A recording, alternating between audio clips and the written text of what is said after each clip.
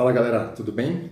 Bom, decidi fazer esse vídeo aí sobre Cuba, né, por conta dos acontecimentos aí que, na verdade, já vem, né, acontecendo há um certo tempo lá, mas que acabaram sendo deflagrados ontem, né, quando os meios de comunicação começaram a propagar um pouco mais, tá? Bom, basicamente o que a gente está vendo, né, pelo que a gente sabe, são algumas revoltas populares contra uma série de medidas restritivas, né, lá do governo cubano, que são conhecidas, né? É fome, é liberdade, é energia elétrica, né? Porque houve um problema lá sério do fluxo de petróleo para a ilha, né, lá, que ia da Venezuela para Cuba, e que foi diminuído em grande escala, né? Então isso gerou um problema de energia também. Então basicamente é isso, né? Mas acho que o ponto aí é o seguinte: em primeiro lugar, eu sempre sou muito cauteloso quando eu falo de geopolítica, tá? Por quê? Porque se a gente não sabia nem o que estava acontecendo aqui no hospital de campanha do Pacaembu, como é que a gente pode achar que a gente sabe o que está acontecendo dentro do Kremlin ou dentro do Salão Oval da Casa Branca? A gente não sabe, né? E o que a gente sabe aí, o que a gente vê, são pessoas, muitas pessoas falando e arrotando como se soubessem exatamente tudo que está acontecendo, e a gente não sabe, né? Os bastidores, eles são completamente desconhecidos para a gente. Mas acho que algumas coisas valem a pena a gente comentar, né? Em primeiro lugar, é que normalmente todos esses eventos, assim, quando eles acontecem num espaço de tempo muito curto e acontecem numa determinada região, normalmente eles têm alguma relação, né? Então, se você for parar para pensar, o que a gente está tendo aqui na América Latina? A gente está tendo uma escalada da violência em alguns países, como por exemplo no Chile, na Colômbia, né, que a gente acabou de ter um atentado terrorista. A gente teve aí uma investida muito pesada da esquerda, que está retomando alguns postos interessantes, né, e importantes para ela, como o Peru, como a Bolívia, o Chile, a Argentina, obviamente a Venezuela, né, o Equador está meio que numa lambança aí. Então a gente está tendo aí uma progressão, né, grande da esquerda na América Latina, e agora a gente começa a ver alguns movimentos que são curiosos, tá? Bom, basicamente, a gente teve aí uma visita do diretor da CIA aqui no Brasil. Na verdade, ele não veio para cá, ele foi para Colômbia. E lá na Colômbia ele foi depois desse atentado terrorista, depois veio para cá, né? Daqui voltou para os Estados Unidos e aí estoura essa questão em Cuba. O que tudo isso pode estar relacionado, né? Bom, em primeiro lugar, é importante a gente saber o seguinte: não é porque os Estados Unidos hoje, o governo americano, está na mão dos democratas, que os Estados Unidos eles simplesmente largam toda a política de política externa deles, né? Eles mudam 100%. Não é bem assim, tá? Até porque o Deep State lá ele é completamente segregado entre republicanos e democratas, né? E queira ou não, você também tem aí a questão do Pentágono, né, que é muito forte e tudo mais. Então, não dá para imaginar que por conta do Biden ter assumido no lugar do Trump, houve uma reviravolta 100% na política externa americana, tá? E aí, a América Latina sempre foi vista pelos americanos como o quintal deles, um lugar super estratégico, né? E tanto é estratégico, também era estratégico ou é estratégico para rivais americanos, como por exemplo a União Soviética, né, na época da Guerra Fria, e hoje para a China, tá?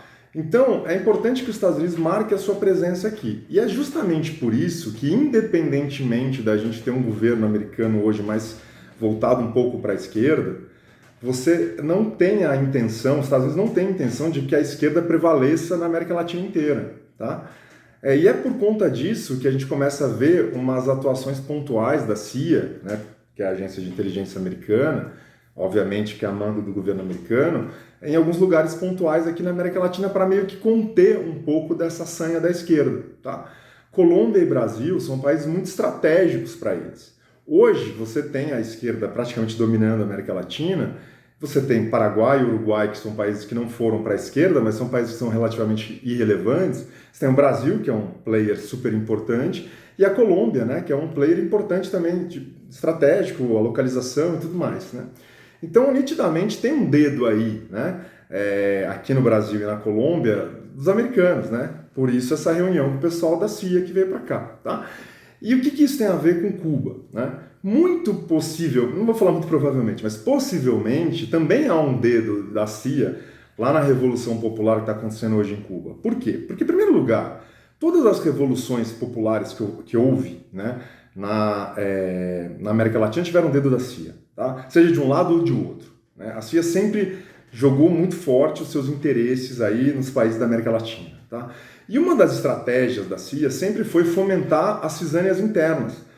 E por que isso? Justamente porque hoje não tem muito espaço para uma intervenção internacional, né? Por conta de pacto de não agressão, até por conta do pacto de não intervenção, né?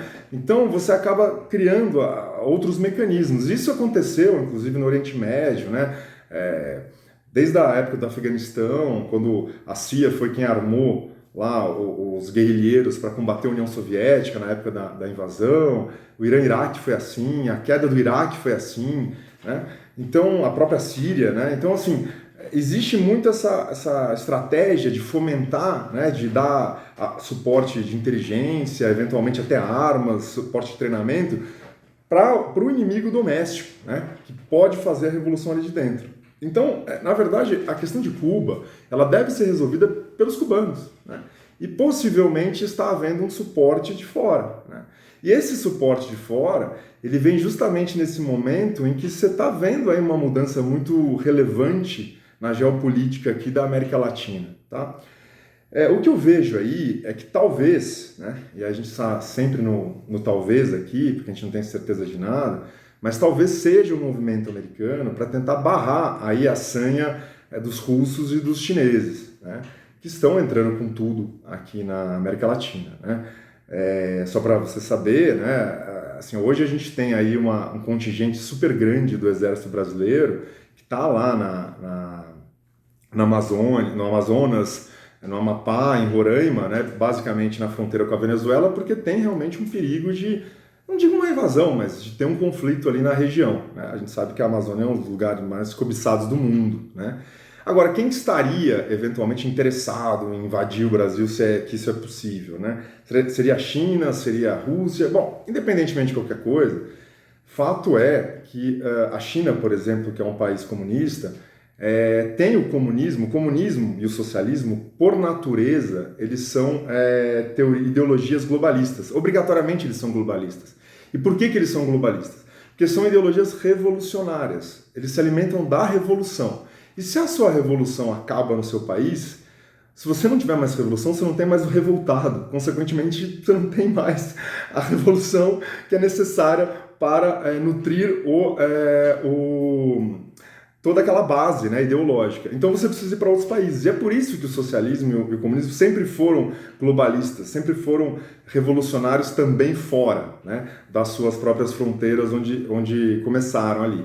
E é por isso, inclusive, que o Foro de São Paulo tem essa intenção de unificar toda a América Latina sob uma bandeira bolivariana, uma bandeira de esquerda, e não se iluda que se eles conseguirem isso, eles vão partir para outros lugares, né? Essa é a ideia, tá? Então existe sim uma preocupação de que exista uma influência grande dos chineses e também dos russos.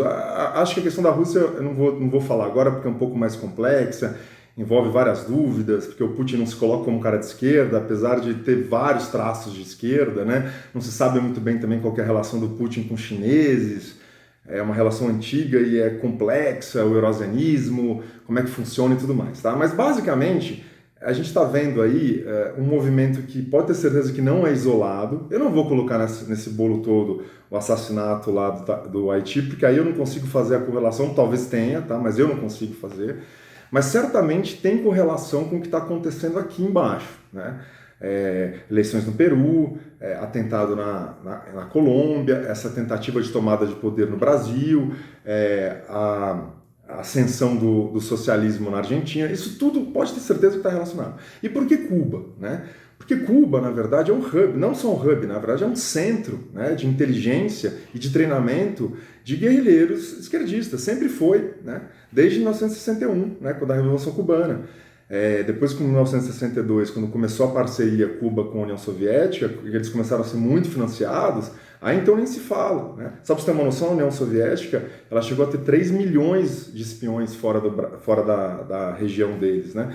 E muitos deles estavam lá em Cuba, treinando, ajudando e tudo mais, né? Então, é muito provável que os Estados Unidos estejam tentando conter um pouco a sanha esquerdista, apesar do governo de viés de esquerda, tá? Então acho que vale a pena a gente ficar esperto nessas movimentações, olhando bem as coisas, mas saber que muito provavelmente tem coisa ligada aí no meio, tá bom? Valeu, basicamente é isso. Tchau, tchau.